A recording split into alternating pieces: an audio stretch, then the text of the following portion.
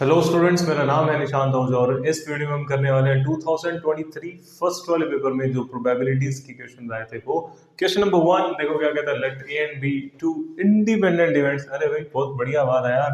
Independent events and such that P A not, मतलब P A event ना होने की जो प्रोबेबिलिटी है वो 0.7 है और बी के ना होने की प्रोबेबिलिटी है के। ए यूनियन बी दे रखा है 0.8। What is the value of के? अच्छा, इंडिपेंडेंट इवेंट्स ही इंपॉर्टेंट पॉइंट है यहाँ पे। इससे हम क्या करेंगे, हमें पता है इंटरसेक्शन। अरे भाई इंडिपेंडेंट है तो कॉमन तो कुछ भी नहीं आएगा, मतलब कॉमन क्या, डिपेंडेंट नहीं होगा। डिपेंडेंट नहीं होगा इसका मतलब क्या कि जो इंटरसेक्शन है वो दोनों का प्रोडक्ट के बराबर होगा। अब यहाँ से अगर मैं बात करूँ, probability of A is equal to 1 minus probability of not A. बिल्कुल सिंपल सी बात है यार, टोटल में से जो नहीं आ रहा उसकी प्रोबेबिलिटी हम माइनस कर देंगे तो ए आने की प्रोबेबिलिटी आ जाएगी। This is 1 minus 0.7 that is 0.3। Probability of A is 0.3 और ऐसे ही हम प्रोबेबिलिटी ऑफ बी निकाल सकते हैं, वो होगा 1 माइनस के। दो बातें हमारे पास आ गई। अब यूनियन इसने दे रखा है, यूनियन क्या होता है भाई? Probability of A union B is equal to, formula क्या है, probability of A plus probability of B minus दोनों का इंटरसेक्शन। अब ये हमें दे रखा है 0.8, probability of A is 0.3, probability of B is 1 minus K minus intersection क्या होता है, बी दोनों का प्रोडक्ट, इन दोनों का प्रोडक्ट ले लेते हैं 0.3 इंटू 1 माइनस के। बस अब इसको सिंपली हमने सोल्व करना है, सोल्व करते ही हमें आंसर मिल जाएगा। ऐसे करते हैं, ये 1.3 लिखा हुआ है, इसको इधर ले जाते हैं, के आ गया हमारे पास, के माइनस मतलब plus 0.8 minus 1.3 is equal to minus 0.3 plus 0.3 K को इधर ले आते हैं और हमारे पास आ जाएगा 0.7 के इज इक्वल टू, ये हमारे पास कितना हो गया था, माइनस 0.5 और माइनस 0.3 यहाँ पे है ही और ये 0.5 ऐड हो गया। 0.7 के इज इक्वल टू 0.2, तो के हो जाएगा 0.2 बाई 0.7। मतलब अपने हिसाब से यार सोल्व कर लो इसको तो आंसर मिल जाएगा के इज 2/7। ऑप्शन सी हमारा करेक्ट हो जाएगा यार। Okay, question number 2. Biased coin with probability of getting a head equal to 1/4 is tossed 5 times. What is the probability of getting tail in all first 4 cases followed by head? मतलब क्या, भी देखो biased coin ना भी, head आने की जो probability है वो है 1/4, तो tail आने की कितनी होगी भाई? या तो head आएगा या tail आएगा। 1 माइनस 1/4 दैट इज 3/4। ये दोनों बातें हमें पता चल गई। अब इसने क्या बोला, पहले 4 बार जो है वो टेल आ जाता है, फिफ्थ टाइम पे हेड आ रहा है तो टेल आएगा। पहले टेल आ गया, सेकंड पे भी टेल आ गया, एंड थर्ड पे भी टेल आ गया, एंड फोर्थ पे भी टेल आ गया, एंड फिफ्थ पे क्या आया भाई, फिफ्थ पे हेड आ गया। तो ये क्या लिखा हुआ है, 3⁴ डिवाइडेड बाय 4⁵ 3⁴ कितना होता है, नो 81। 81 डिवाइडेड बाय 4⁵ को हम 2⁻10 भी लिख सकते हैं भाई। इससे हमें पता लग जाएगा 2⁻10 तो 1024 होता है। Option option option B correct हो जाएगा भाई। Okay, question number 3. A coin is biased so that the head comes up thrice as likely as tails in 4 independent tosses of coin. What is the probability of getting exactly 3 heads? इसका मतलब क्या है, देखो biased coin है मतलब क्या, head आने की जो probability है वो है thrice as likely as tail आने की probability। देखो भाई सीधी सी बात है, या तो head आएगा या tail आएगा। अब इसके आने के चांसेस क्या दे रखे हैं भाई, देखो probability of getting head is 3 times probability of getting tail, और ये बात है या तो हेड आ रहा है या टेल आ रहा है, तो ये टोटल प्रोबेबिलिटी तो 1 हो जाती है। हमें हेड की बात कर रहे हैं ना, 4 टाइम्स हमने कॉइन को टॉस किया, उसमें से 3 एग्जैक्टली 3 टाइम्स हमें क्या चाहिए, हेड चाहिए। अब ये भी नहीं पता हमें कौन से वाले दिन पे, कौन से वाले दिन की बात है, मतलब क्या बायनोम में लगाएंगे। पहले यहाँ से प्रोबेबिलिटी निकाल लेते हैं, उससे हमें मिल जाएगा क्या, probability of head is 3 times tail plus probability of tail is equal to 1, तो probability of tail in 4 times is equal to 1। probability of tail आ गई भाई 1/4, तो head की कितनी आ जाएगी, यहाँ पे 1/4 डालता, probability of head 3/4 आ जाएगा। अब इसने क्या बोला, 4 में से 3 बार आ गया हमारे पास क्या, head। अब 4 में से 3 कौन से 4 में से 3, 4C3 head आ गया, मतलब क्या, head की probability कितनी बार आ रही है, 3 बार हेड आ रहा है और एक बार जो है वो टेल आ जाएगा।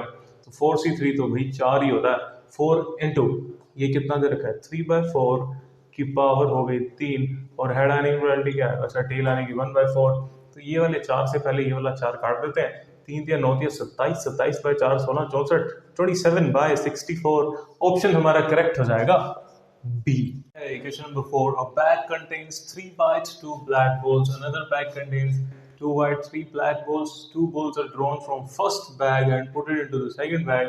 Then a ball is drawn from the second bag. What is the probability that it is a white ball? सीधी सी बात है, एक बैग 1 है हमारे पास, वो क्या उसमें 3 वाइट 2 ब्लैक बॉल्स हैं। बैग 2 में जो है इसको 1 लिख देते हैं, इसको 2 लिख देते हैं। उसके अंदर क्या है भाई, 2 वाइट 3 ब्लैक बॉल्स। अब बात क्या है कि यहाँ से 2 बॉल निकाली और यहाँ पर डाल दी।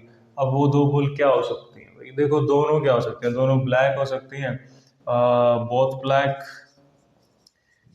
या क्या हो सकता है कि ब्लैक एंड वाइट, या फिर क्या हो सकता है both white.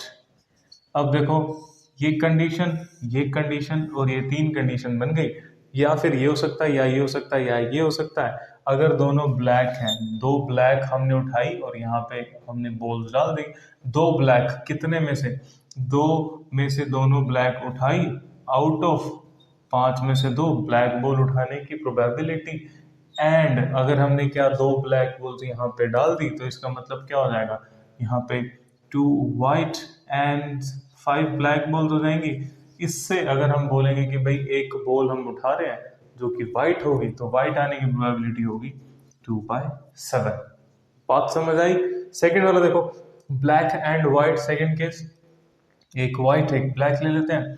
3C1 and 2C1, 2 में से कोई एक, 3 में से कोई एक, अपॉन 5C2। ये क्या हुआ, हमने क्या किया, एक एक बॉल उठाने की प्रोबेबिलिटी और हमने यहाँ पे पुट कर दी, तो इसका मतलब 3 वाइट एंड 4 ब्लैक बॉल्स हो जाएंगी। इसके लिए क्या हो जाएगा, 3 वाइट एंड 4 ब्लैक बॉल्स। अब एक बॉल यहाँ से उठा रहे हैं, उसकी आने की प्रोबेबिलिटी क्या है, 3/7। ऐसे ही थर्ड वाले केस में क्या होगा, बोथ वाइट, वाइट कितनी है 3, 3C2 divided by 5C2 into, अब 2 वाइट हमने वहां पर डाल दी तो 2 पहले से थी, 4, 4/7 वाइट आने की प्रोबेबिलिटी। अब इसको सोल्व कर लेते हैं। देखो 5C2 तो 10 होता है, 2C2 1, 1/10 इंटू 2/7 प्लस नीचे 10 होता है, 3 2 6, 3C1 3 होता है, 2C1 2 होता है, बाय 10 इंटू 3/7 प्लस 3C2 3 होता है, 3/10 इंटू 4/7। एलसीएम एक बार 30 70 आ रहा है, सीधा सीधा 2 प्लस 18 प्लस 12, ये देखो कितना हो गया 32/70, 32/70। ऑप्शन है वही, देखो नहीं, तो ऑप्शन में नहीं है ये वाला, ऑप्शन नहीं है इसका मतलब क्या हुआ, इसमें है नहीं, बट वो सही है। करेक्ट आंसर इज 32/70, या हम कह सकते हैं क्या 16/35। Okay, question number 6. What is the probability that month of December has 5 Sundays? तो दिसंबर वाले महीने में 5 संडेज आने की प्रोबेबिलिटी क्या है। दिसंबर में भाई होते कितने दिन है, 31 डेज होते हैं। 31 डेज होते हैं, तो इसका मतलब हम पहले नंबर ऑफ वीक्स निकाल लेते हैं। 7 7 4 28, मतलब 3। अब ये क्या लिखा हुआ है, 4 वीक्स प्लस 3 डेज, इसका मतलब क्या, अभी 4 वीक्स है, मतलब सारी चीजें सारे दिन 4 बार तो आने ही वाले हैं। अब ये 3 दिन डिसाइड करेंगे कि भाई क्या हो सकता है। अब देखो क्या हो सकता है, सैंपल स्पेस बना लेते हैं। 3 दिन देखो भाई, मंडे ट्यूसडे वेंसडे, ये यही हमारा सैंपल स्पेस बनेगा। ऐसा तो नहीं हो सकता ना कि मंडे के बाद सीधा वेंसडे आ जाए, सोच लेना भाई, देखो साथ साथ होंगे।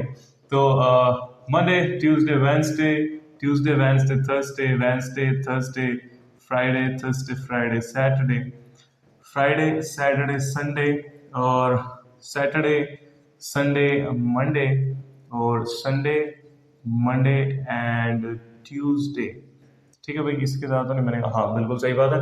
तो 1 2 3 4 5 6 7 7 हमारे टोटल केसेस बन जाएंगे। फेवरेबल कितने भाई, कितने में संडे आ रहा है, संडे आ रहा है हमारे पास फ्राइडे सैटरडे संडे मंडे, और Sunday Monday Tuesday. 3 cases out of 7, 3/7 इस 5 संडेज आने की प्रोबेबिलिटी हो जाएगी दिसंबर मंथ में। तो ऑप्शन सी हमारा करेक्ट हो जाएगा। Okay, question number 5. 3 dice are thrown. What is the probability that each face shows only multiple of 3? Multiple of 3 का मतलब क्या है? या तो 3 आएगा या फिर 6 आएगा. दो ही ऑप्शन है हमारे पास. कितने डाइसेस हमने थ्रो किया? 3. तो यहाँ पे दो ऑप्शंस और यहाँ पे दो ऑप्शंस और यहाँ पे भी दो ऑप्शंस. 2 and 2 and 2 मतलब फेवरेबल केसेस हमारे पास हो जाएंगे. 8 डिवाइडेड बाय टोटल केसेस क्या होंगे भाई? टोटल केसेस में क्या है? यहाँ पे 6 आने की प्रोबेबिलिटी है, यहाँ पे भी 6 आने की, यहाँ पे भी 6 आने की. तो टोटल 216 केसेस होंगे और 8 हमारे क्या है? फेवरेबल. इसको हम काट देते हैं. सीधा सीधा सीधा हम काट देंगे इसको. 1 बाय 27. ऑप्शन हमारा करेक्ट हो जाएगा सी. Okay, question number 7. A natural number n is chosen from the first 50 natural numbers. What is the probability that n plus 50 by n is less than 50? तो भाई हमें क्या देखना है? 1 से लेके 50 के बीच में से देखो टोटल केसेस हमारे पास कितने होंगे? हम 50 नंबर ही ले सकते हैं. अब हमने देखना है कि जो इसको सेटिस्फाई करता है इस कंडीशन को, वो वाले नेचुरल नंबर्स हमारे फेवरेबल नेचुरल नंबर्स हो जाएंगे. तो सबसे पहले हम देखते हैं, अगर मैंने यहाँ पे n को 1 पुट किया, 1 plus 50 by 1 is less than 50, ये नहीं आने वाला. 2 अगर हमने यूज किया, 2 प्लस 50 बाय 2 ये हो गया 25 इज लेस देन 50, ये वाली बात सही है. 3 यूज करेंगे, 3 plus 50 by 3 is less than 50, हाँ ये वाली सारी बातें सही हैं. अब हम ऐसे करते हैं, थोड़ा नीचे से स्टार्ट करते हैं. n को 50 लेते हैं. 50 plus 50 by 50 is less than 50. नहीं भाई, ये तो 51 हो जाएगा. 51 इज नॉट लेस देन 50, तो ये काट देते हैं. एक केस ये कट जाएगा. अगर हमने 49 यूज किया, 49 plus 50 by 49 is less than 50, देखो ये हो जाएगा 49 और ये हो जाएगा 1 पॉइंट समथिंग, तो ये 50 से बड़ा आ जाएगा, तो ये वाली बात भी काट देते हैं. 48 की बात करेंगे, 48 plus 50 by 48 is less than 50, हाँ देखो ये 48 है और ये 1 पॉइंट समथिंग है, हाँ ये लेस देन होगा. तो ये सारी बातें हमने फेवरेबल केसेस हमारे पास ये 2 से लेके 48 है. क्या क्या नहीं लिया हमने? n इज इक्वल टू 1 नहीं लिया, 49 नहीं लिया और 50 नहीं लिया. 3 केसेस हमने नहीं लिए आउट ऑफ 50 केसेस. तो 47 हमारे फेवरेबल केसेस हो जाएंगे. तो ऑप्शन हमारा करेक्ट हो जाएगा बी.